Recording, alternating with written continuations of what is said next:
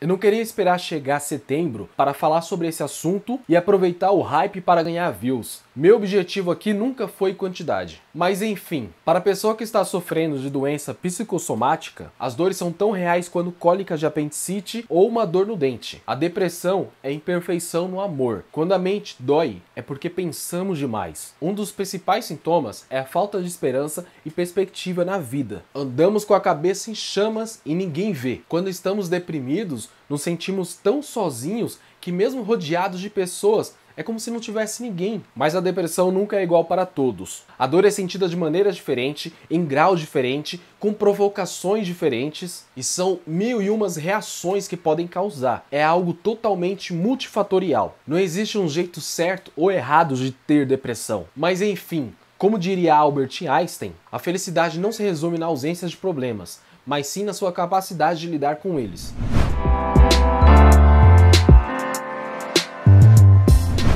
E aí, meu nome é Elivelto e hoje eu posso dizer que a vida é como se fosse dar soco na parede diversas vezes. De tanto que você bate nela, uma hora você fica calejado com as pancadas. Eu li diversos livros, conversei com diversas pessoas e até levei esse assunto para a terapia, mas não adiantava. Quanto mais incentivo eu tinha, mais medo eu tinha de me expor e contar um pouco sobre a minha história. Eu nunca gostei de me mostrar vulnerável para ninguém. Eu sempre tentei ser uma pessoa com um alto astral legal, porque o mundo é traiçoeiro. E tem gente que pode usar as minhas fraquezas para me prejudicar de alguma forma. Afinal das contas, é uma puta exposição falar sobre algo que ainda é um tabu. E eu não sou nenhum famoso, que eu vou chegar, expor determinada situação e normalmente as portas vão se abrir para mim. Muito pelo contrário, é capaz que muitas portas se fechem. Só que quando eu lembro que o meu medo de falar, me expressar, me comunicar foi um dos motivos que esse estigma se criou de uma forma quase descontrolada comigo, eu crio forças para estar aqui e quem sabe ajudar pelo menos uma pessoa da mesma forma que eu fui ajudado. Eu espero que você, que passa por algo semelhante com o que eu vou falar aqui, consiga criar uma certa empatia e saiba que viver vale a pena. Mesmo que você esteja todo fodido, não desista. Vale a pena lutar um dia após o outro. E você que conhece alguém que esteja passando por uma situação semelhante, eu espero que esse vídeo consiga te ajudar a como lidar um pouco com essa situação. Os dados mostram que quase 800 mil pessoas morrem anualmente por conta do suicídio. E mais de 90% é causado pela depressão. De acordo com a OMS, cerca de 5,8% da população brasileira sofrem com depressão, que dá uma média de mais ou menos 11 milhões e meio de casos. Possuímos o maior número de casos da América Latina. Perdemos apenas para os Estados Unidos. O suicídio, ele mata mais do que a AIDS. E segundo a OMS, 76% dos suicidas são homens. E exatamente por esse motivo que eu estou aqui fazendo esse vídeo. Eu espero que ele sirva para todas as pessoas e que ele quebre um pouquinho desse estigma que ainda existe em meio à nossa sociedade. Se você achou o tema interessante, já deixa aquele like maroto aqui embaixo para dar aquela ajuda para o canal. E se você é novo aqui, se inscreve aqui embaixo e ativa o sininho para ter notificação sempre que tiver um vídeo meu novo aqui. Hoje as pessoas falam comigo, nossa, como você é feliz, você tem tudo. E como pode dizer que tem ou teve depressão? Ou então falam que tem gente com uma dificuldade socioeconômica pior do que a minha. E eu entendo que as pessoas estão querendo me ajudar. Só que caramba, como eu vou ficar feliz com a desgraça dos outros? Isso me deixa até pior, para falar a verdade. Quando eu era adolescente, eu dava soco na parede para mostrar para as pessoas como eu era forte e não sentia dor. Quando na verdade eu não sentia nada, seja físico ou psicológico. Eu simplesmente não sentia dor mesmo. E eu queria bater para sentir algo. Eu tive uma infância e uma adolescência muito difícil relacionada à escola. Eu sofria muito bullying. Eu odiava ir para a escola e somente nos meus 2 últimos anos do ensino médio que tudo mudou, as coisas melhoraram. Eu me tornei até popular na escola. Só que antes disso, eu odiava aquele lugar. Eu sentia muita raiva e eu não era de ficar chorando, me expondo na frente das pessoas ou falando o que eu sentia. Até mesmo porque quando eu falava, nada adiantava. Poderia ser um professor ou outro que às vezes pensava em ajudar ou conversar, fazer alguma coisa, mas não adiantava. E esse lance de chorar era foda porque diziam, né, que homem não chora. Então eu chegava em casa e mergulhava nas minhas lágrimas. E todo dia eu ficava com raiva de pensar que eu tinha que voltar para aquele inferno de escola. E nessa época, sem saber exatamente o que passava na minha cabeça, cabeça, eu escrevia diversas cartas falando que eu ia dar um basta nisso, que eu não aguentava mais, ou eu ia virar um agressor, ou eu ia tirar minha própria vida. Eu colocava essas cartas atrás de quadro, eu colocava dentro de livro que ninguém lia, ou eu escondia em qualquer lugar. Não poderia ver uma coisa ali que dava pra esconder, seja um buraco de uma construção que estava fazendo, eu ia lá e colocava dentro do tijolo, escondia de alguma forma, mas eu escrevia sempre o que eu sentia. E de certa forma, isso me ajudou um pouco, porque eu me expressava. Apesar de guardar tudo que eu sentia, eu me expressava em cima daquela dor. Eu não queria falar com os meus pais porque eu ficava pensando, meu, eles vão brigar comigo, vai me colocar de castigo, ou vai acontecer qualquer outra coisa, mas eles não vão gostar dessa situação. Mas quando eu era mais novo, eu era uma criança, um adolescente, eu nunca parei para observar o quanto meus pais eram compreensivos. Se eu tivesse falado tudo isso que eu sentia, eu tenho certeza que eles tinham dado um jeito para poder pensar em uma solução sobre isso. Eu posso dizer que eu sou muito privilegiado em ter uma família incrível. Pode ser que naquela época era um drama de adolescente devido aos milhares de hormônios que estavam surgindo, mas eu nunca tirei da cabeça esses pensamentos ruins. Mesmo quando depois que o bullying já tinha acabado, porque eu soquei o moleque, eu ainda tinha muitos traumas, inseguranças, medos. Fora que depois disso aí, em vários momentos, eu fui silenciado. Eu não podia falar algumas coisas. Seja em um relacionamento, seja em uma amizade, as pessoas me silenciavam e eu permitia. Ou ia falar sobre alguma situação, discutir sobre algo, ou até mesmo brigar, às vezes eu ficava calado, só para poder evitar uma briga. Ou então a pessoa simplesmente falava, cala a boca, e eu aceitava. E o que me deixava mais puto era quando certas pessoas estavam conversando comigo e virava as costas e me deixava falando sozinho.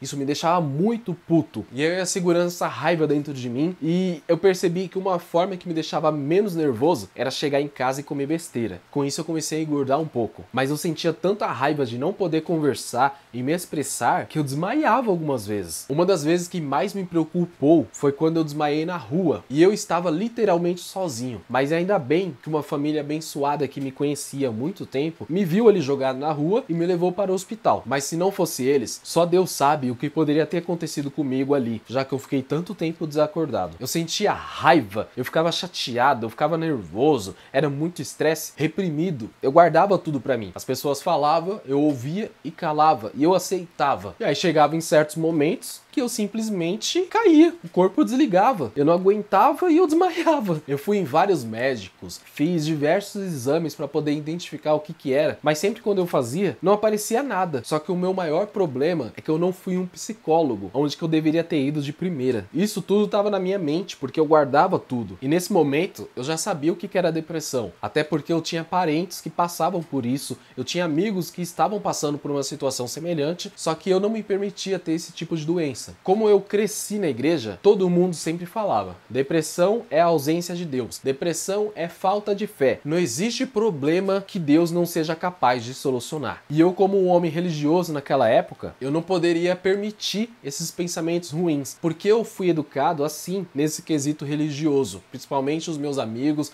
que conviviam comigo sempre falavam isso. Eu conversei com uma pessoa que tinha muita influência dentro da igreja que eu participava. E aí quando eu falei pra ele os meus pensamentos, as coisas que passavam na minha cabeça, mano, ele me exorcizou, velho. Tem noção do que é isso? E aí quando ele me via nas missas, ele me olhava assim com uma cara de snob, e quando dava alguma coisa errado, ele falava: a culpa é sua, o demônio está ali presente. Isso me deixava tão chateado que eu já quase não tinha muita perspectiva de vida. E acontecia isso em um lugar que era para eu estar sendo acolhido, eu ficava muito mal. Isso se transformou em uma depressão muito severa, que em 2017 eu fiquei lembrando de tudo que já tinha acontecido comigo, e eu fiquei pensando, meu, minha vida vai ser desse jeito para sempre, eu não aguento mais. E nesse ano eu tentei suicídio. E ainda bem que deu muito errado. E no dia seguinte do ato, meus pais vieram conversar comigo, meu pai sentou na minha cama e começou a conversar. E em um momento, ele colocou a mão na cabeça, e quando ele tirou a mão da frente, eu nunca tinha visto meu pai chorando daquela forma. Ele chorava de soluçar, começou a falar comigo, se isso tivesse acontecido, ele ia se sentir muito culpado. Meu pai era o típico homem que não chora na frente de ninguém, aquele que tem que passar a imagem de forte. Mas nesse dia ele chorou feito uma criança. E eu olhava pra minha mãe e ela também estava em prantos. E isso me machucou tanto. Eu senti tanta dor sobre isso, um sofrimento tão grande sobre eles, que aí eu decidi me internar. Porque eu sabia que se eu continuasse em casa, eu ia dar uma responsabilidade muito grande para os meus pais e provavelmente eu ia tentar de novo. Eu cheguei no estômago estopim desse negócio. E aqui é onde entra o clímax dessa história. Não adianta procurar exatamente onde tudo começou. Dar nome para um monstro não vai domá-lo, mas identificar as causas pode diminuir um pouco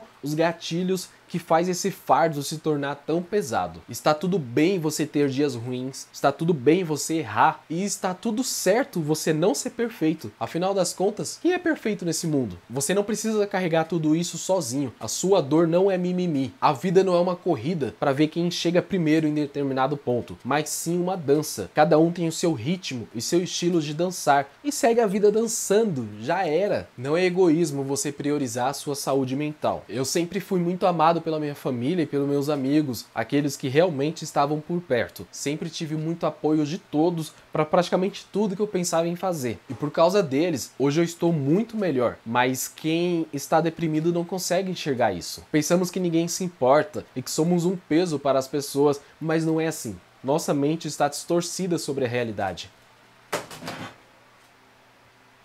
Meus pais dizem que eu sou um ator. Quando eu estou bem, eu estou bem. Mas quando eu estou mal, eu estou excelente. Mas essa é uma vitrine que eu mostro para as pessoas. O que está dentro do estoque está tão bagunçado que é até difícil de me organizar lá dentro. Por isso que eu digo, falar, se expressar, contar ajuda muito. Se você deixar tudo guardado para você organizar sozinho, às vezes é muito difícil você conseguir. Compartilhar com pessoas que te amam ajuda a organizar isso um pouco mais fácil. Por mais complicado que seja, ouça as pessoas que te amam. Acredite que vale a pena viver por elas. Mesmo que você não acredite totalmente nisso, dê uma chance a elas para ter bons momentos ao lado dessas pessoas. E por mais que eu tenha passado por situações horríveis dentro da religião e da igreja em si, eu digo para você, se apegue em alguma coisa, se apegue em algo que é maior do que você. Porque eu sinto que quando temos fé em algo, isso nos fortifica. Tenta se apegar em Deus, em orixá, no Buda, astrologia, em pedras, no universo ou qualquer outra força onipotente, mas se apegue em alguma coisa. Isso vai te ajudar de uma forma incomensurável, mas não substitui a terapia. Eu não sou psicólogo, eu não sou psiquiatra, eu não sou filósofo, eu não sou coach para falar para você o que você deve fazer que vai te ajudar e vai sarar, vai curar todas as suas mazelas. Mas eu acredito que quando falamos, conversamos, isso ajuda muito. E partilhar um pouco da minha história pode ser que ajude pelo menos uma pessoa a identificar esse problema e assim procurar a ajuda de um profissional. Nada substitui a ajuda de um profissional qualificado para isso.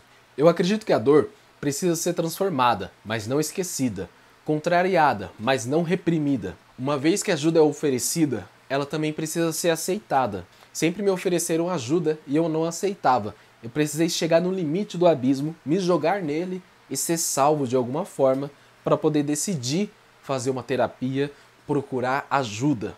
E não é assim. Não espera as coisas acontecerem para você fazer. Eu poderia não ter tido uma segunda oportunidade para estar aqui, mas eu tive. E eu repito milhares de vezes se for preciso, para entrar na sua cabeça. Mas fale, se expresse, converse, procure ajuda. Um dos meus maiores problemas foi guardar tudo para mim. E achar que homem não chora, homem não expressa, homem não sente. E isso foi meu maior erro. As pessoas não choram porque são fracas. É porque são fortes durante muito tempo. Eu não estou incentivando ninguém à violência, mas falaram com você, fale de volta. Gritou com você, grita mais alto. Te bateu? Dá 2 socos e sai correndo. Mas imponha os seus limites. Não deixa que as pessoas façam isso por você. Alô, amor, tô te ligando de um orelhão. Tá um barulho, tá uma confusão. Se você quer mudar a sua vida... Eu vou ver esse negócio no Procon aí. Enche o saco. Ô, mãe, eu não vou pôr isso aqui não, mãe. Eu tô só enchendo o saco. Voltando. Desabafa tudo que você sente. Antes que isso se torne uma coisa que você talvez pode não ter mais controle. Acredite, se expressar, falar, tem muito poder. E aí, se você gostou do vídeo, deixa aquele seu like maroto aqui embaixo e talvez ele pode ter ficado um pouco mais sério, mas eu tava com isso engasgado na minha garganta, eu não queria esperar chegar Setembro Amarelo para poder falar sobre esse assunto. E se você achou ele interessante, compartilha com alguém que está passando por uma situação semelhante e quem sabe a minha história pode criar empatia na vida de uma outra pessoa e assim identificar os gatilhos. A gente se vê no próximo vídeo. Fui!